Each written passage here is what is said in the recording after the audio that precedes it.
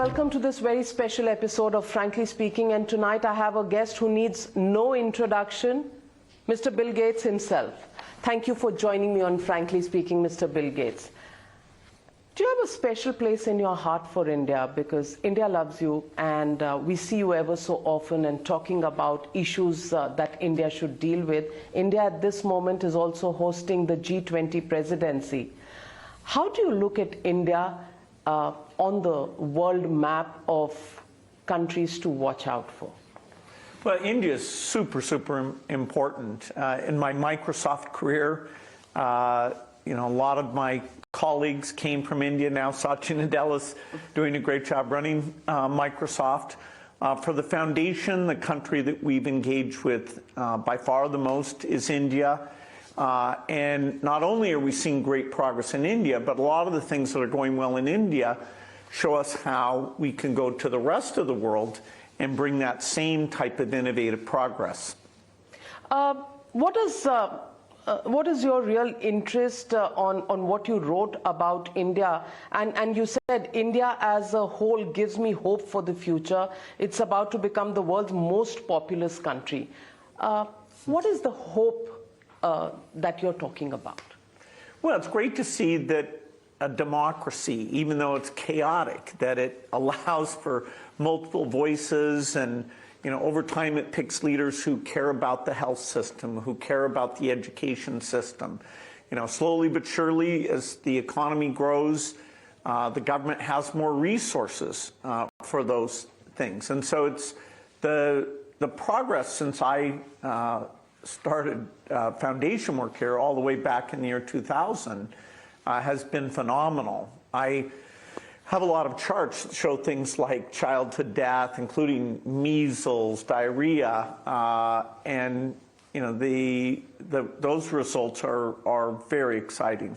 And do you think emphasis on these issues of health, poverty alleviation, of course we have miles to go, but do you think the pace at which India is tackling these issues is something that would be seen as satisfactory, progressive? How would you rate it? Well, the progress is much faster than most developing countries, and that's why such good models are coming out. Obviously, China did a lot of development, but it did it in a very different way. There are some lessons from that. India now in health, the focus on foundational learning is a fairly new thing in the last few years. NIPPN, which is a really great program that we want to help accelerate the progress on that. So yes, India's, it's more than a glass half full in terms of the great work. In India, the political discourse is rather shrill. Many people compare the pace of growth in the last 9 years and before that. Do you see any change in approach of governance, especially in the areas that we're talking about, in the last 9 years since the Modi government? Well, the progress numbers I look at go all the way back to the year 2000, so there's been progress. I will say that the quality of the government staff involved in health work or education work or this digital work, including the financial services, that quality continues to go up. India has a number of great people. The fact that a lot of them are being picked to serve in key government roles, that's a big positive trend, really I'd say of the last 5 years in terms of my noticing that bodes well for the future. Mr. Bill Gates, we've spoken about the pandemic experience. How do you think India handled the pandemic? Are there any lessons to be learned on what could be done better? And which were the areas where we did, as a country, perform well, better than expected? Well, India did well compared to all countries in terms of making vaccines.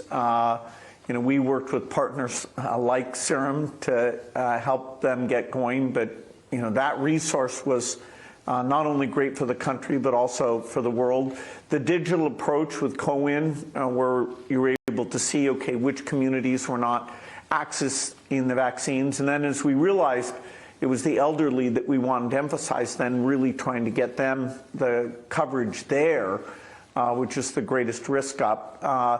No country did a perfect job because, we didn't expect the pandemic, and so we were all scrambling to get going. Even the United States was quite a disappointment in terms of how prepared they were to scale up the diagnostics. And so there's a lot of great talk about, okay, we need better surveillance to catch these things earlier on. There's an initiative called One Health to see if something's coming from animals into human health and get that really early.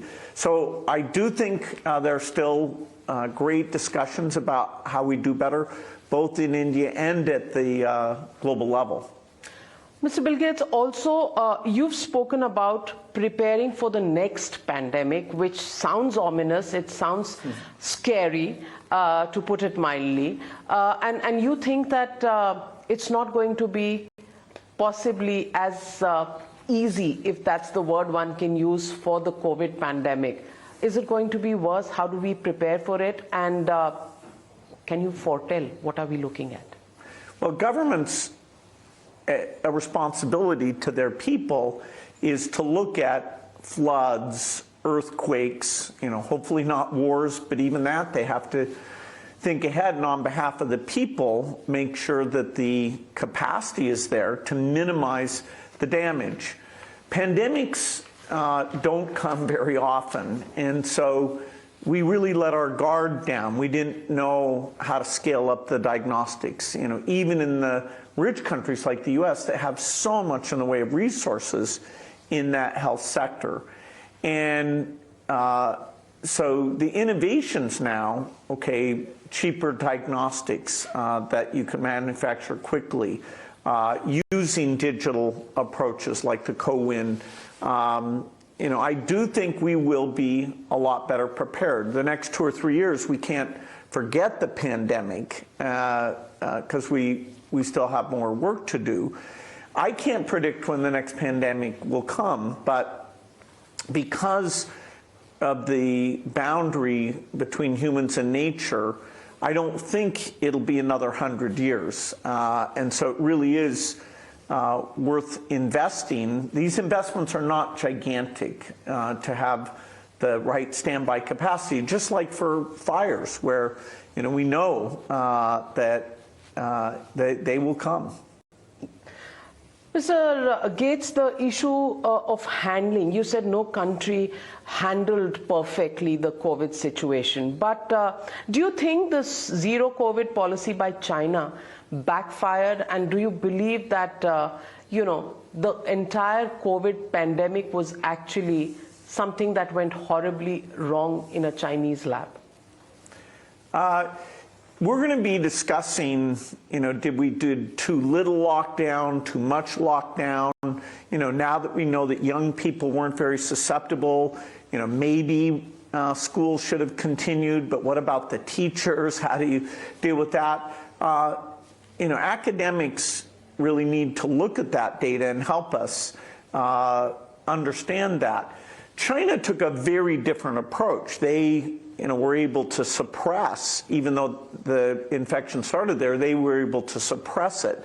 Most governments wouldn't be able to do that. Now it requires very strong measures to do that, and then later they decided to open up. They did benefit because by the time they opened up, they had some vaccination, and the strain at that point was a less damaging strain than we had earlier in the pandemic. But the origin, I don't bring anything new to that. I think it came across through animals, but there's lots of experts who will continue to debate that, including those in the FBI.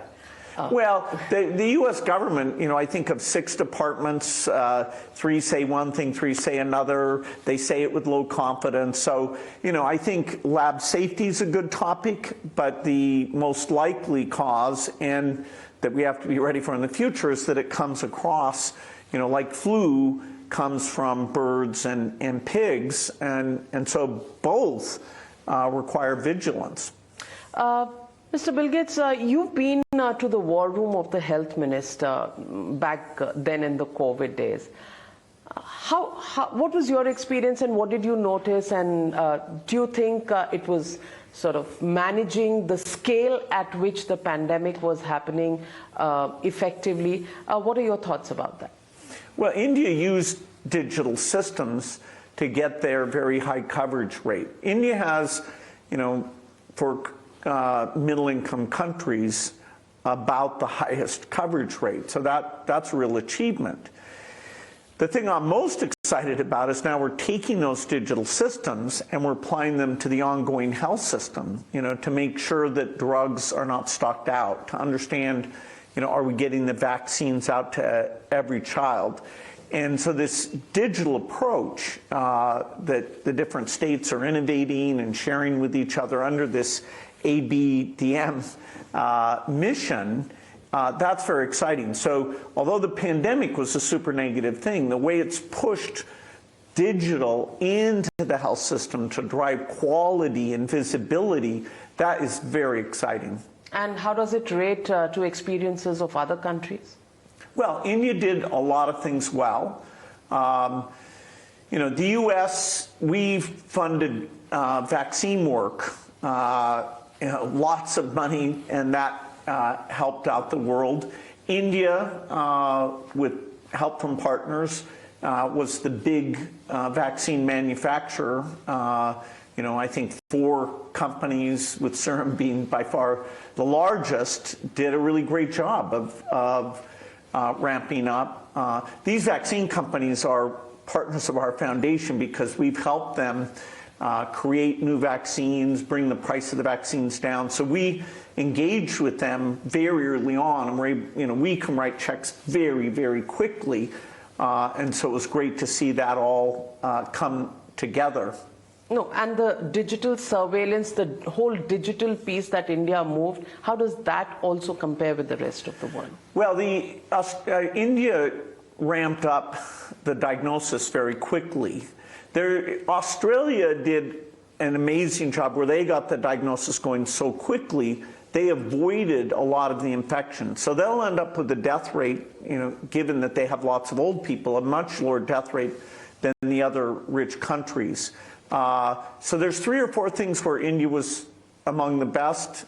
Quick getting diagnostics out, which most of the rich countries didn't do. Australia really stands out in that respect. So, we're all seeing, okay, who did what well. But, the digital approach, the vaccine manufacturing, very strong grade for India. Mr. Bill Gates, what would you worry about more? Forthcoming pandemics or climate change, which is a huge challenge? We can already feel it. The winters are getting shorter. In India, the summers are getting longer and longer. What kind of a challenge do you think climate change does hold for this part of the world? Yeah, I spend a lot of time on my foundation health work, and the foundation's involved in making sure that people can adapt to these climate changes, including with better seeds. I was out seeing the great agricultural research here in India as part of this trip. I also, under the Breakthrough Energy brand, work on investing in innovations that are going to help us stop the emissions, so new ways of making cement or steel or electricity. So that's called mitigation. Climate, because it'll just get gradually worse and worse, and because what we have to change to get rid of emissions is so gigantic, it's one of the toughest problems we face. And India, because it's near to the equator, will be affected. These very high temperatures make it hard for the crops, make it hard to do outdoor work. And so it is a looming problem that requires global cooperation.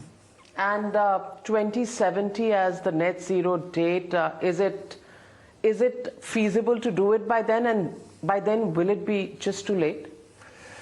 Obviously, the rich countries need to lead. They have had the historic emissions, and they need to not only get their emissions to zero, but participate in an innovation ecosystem that allows India to do these things like cement and steel without having it cost a lot extra, what I call that the green premium, because India is providing basic shelter and getting up, improving lifestyles in a way that we don't want to see that slow down.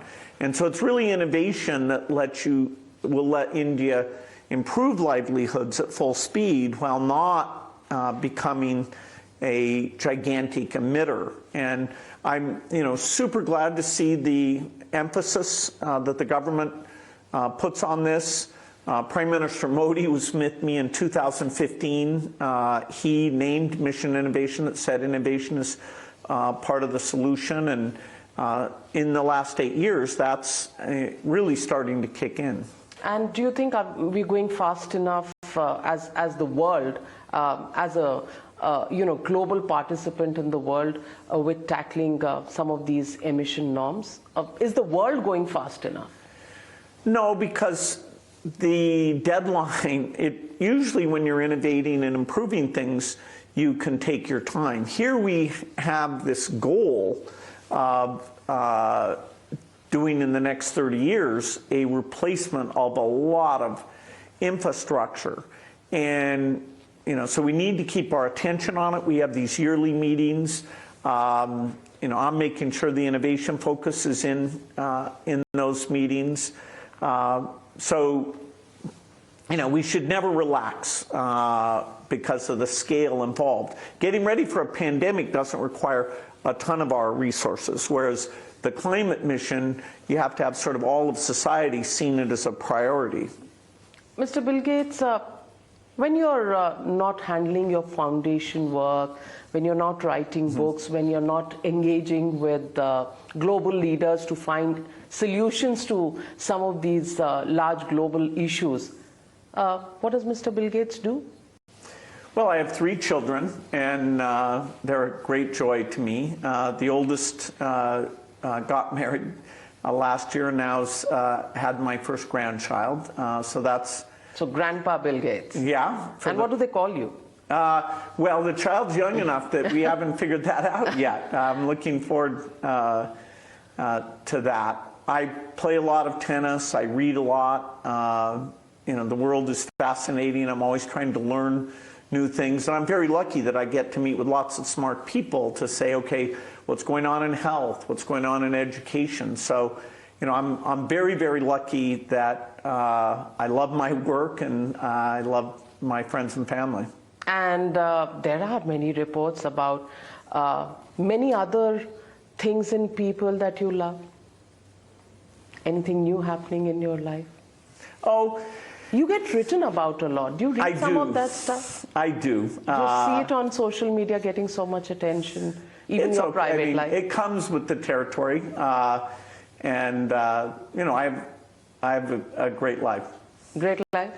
Not saying more? Nothing more on that. And the other 2 children? My youngest is still in college. My middle child graduated last year, so they're good students, each with different interests. They keep me fresh because they're using technology in an even better way than I do. So we have a Microsoft 2.0, 3.0, 4.0 coming up. I wouldn't impose on them that they should work in software or try to build a big company. Maybe hardware. They each have their own passions. The oldest is at medical school, so that's exciting. The second one wants to help politics be smarter. We need smart politicians smart as well. Policy people, so we'll get some help there.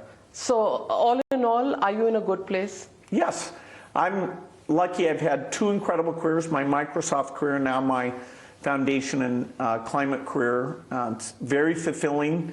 Even this week, being here in India and seeing the energy and seeing the progress, seeing the quality of these activities all even better. It's been 4 years since I was here, and I was looking forward to getting back. Normally I come at least every year, but that was interrupted, and so now the progress I'm seeing is amazing. Have you already met the Prime Minister, and what is your conversation with Prime Minister Modi like?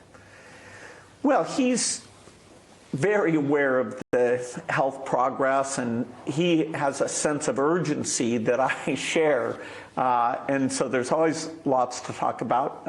Looks like I will get to see him tomorrow, I really appreciate that. And any special prescription for India that you have in mind for a discussion with him? The top-level strategy of putting more resources into health and using innovation there, taking this foundational learning and making that a priority, and now saying, hey, India is going to share this. India is going to come up with low-cost models to solve many of these problems, and it wants the rest of the world to have access to that. This G20 it's very timely that the G20 is here, and seeing things like the digital finance, where India, in many respects, has done better than any other country. So, Mr. Bill Gates, it's been a pleasure, and I hope you've enjoyed your visit to India as much as the media here has enjoyed covering you every step of the way. And we do hope we'll have you back in India sooner than later, and pandemics don't interrupt your regular relationship with India in terms of visits. Thank you very much for joining me on Frankly Speaking. Fantastic. Pleasure. Thank you.